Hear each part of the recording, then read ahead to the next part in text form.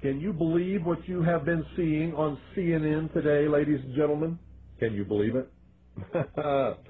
Supposedly, a CNN reporter found Osama bin Laden, took a television camera crew with him, went into Osama bin Laden's hideout, interviewed him and his top leadership, his top lieutenants and colonels and generals in their hideout.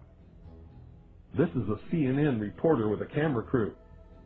And he came out and told everybody, within 3 weeks, Osama bin Laden is going to attack the United States and Israel. Now, don't you think that's kind of strange, folks? You see, because the largest intelligence apparatus in the world, with the biggest budget in the history of the world, has been looking for Osama bin Laden for years and years and years, and can't find him.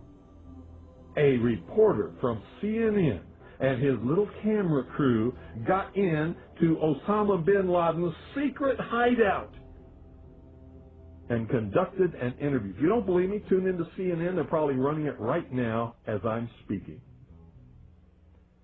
And if you believe it, you are one of the stupidest jerks that ever lived on the face of this earth. And whatever is going to happen that they're going to blame on Osama bin Laden, don't you even believe it. When in hell are all you people going to wake up?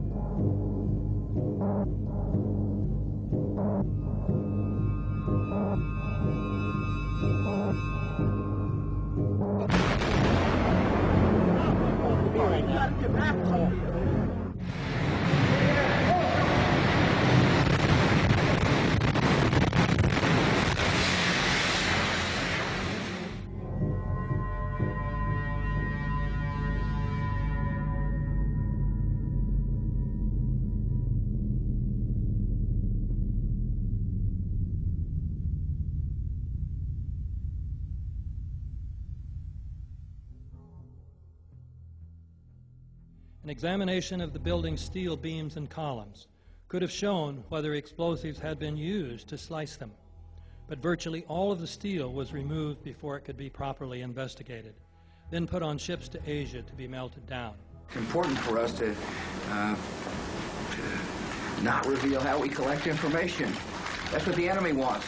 And you have no evidence that the government's behind 9/11, and I frankly think it's an awful thing to allege, considering it's not true, and you haven't proved that it is. It's totally implausible. Like, we would report that if that were true. Because these guys own our government. They print our money, and they own not only the government, but they own you. You are their property. So, in other words, these guys print the money, they run the country, and they own you, and they own everything around it. And so they make the laws, and that's why they can decide who can kill who, and who can get away with who, and who can get away with whatever, because they make the laws and they decide, all right?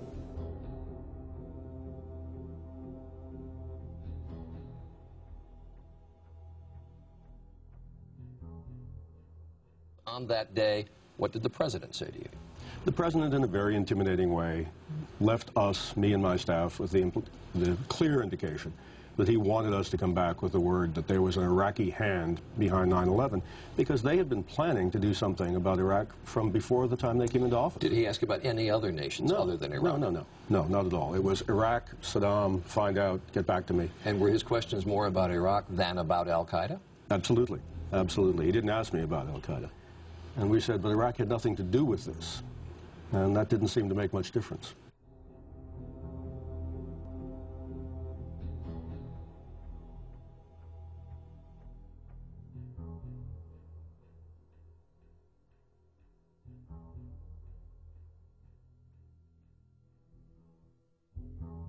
And we'll continue to work together to achieve peace. That's what we want.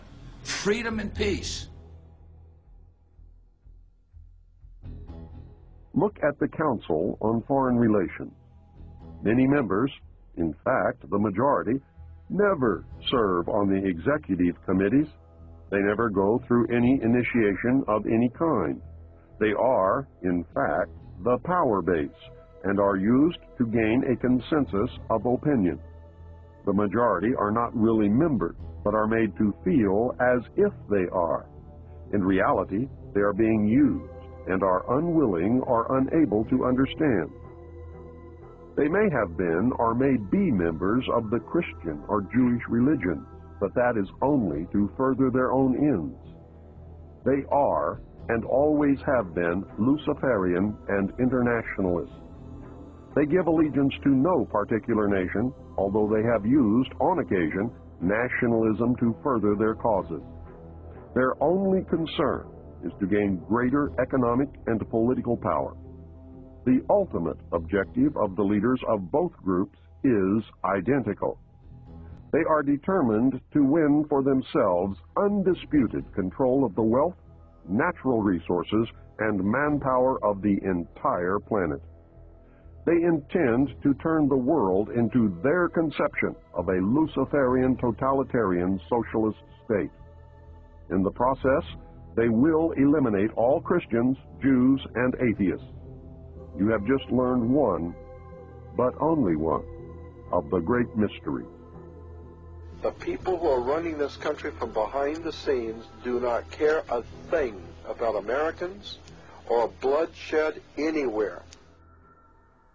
I think we're going to awaken one day to find out that we've all been too relaxed and entertained and watching television and being entertained with all the cares of life, never realizing what is going on in this country. In the secret, ladies and gentlemen, they are at least, very bare minimum, 50 to 100 years ahead, beyond what you can even imagine.